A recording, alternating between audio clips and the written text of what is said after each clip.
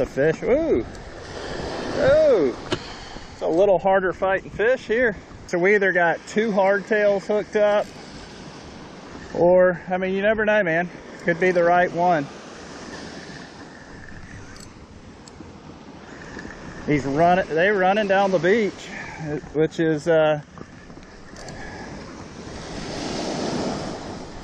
kind of encouraging, but nope, two hardtails, unfortunately.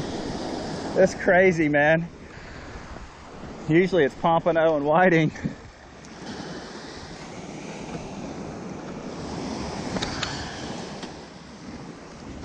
So I'm about to pack it up. You know, it wasn't a banner day. It was a good day. Like, I had fun. I mean, it was a fun morning, pretty eventful.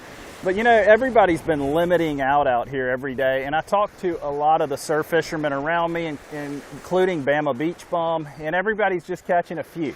Nobody's catching. The bite just kind of slowed down this morning for some reason.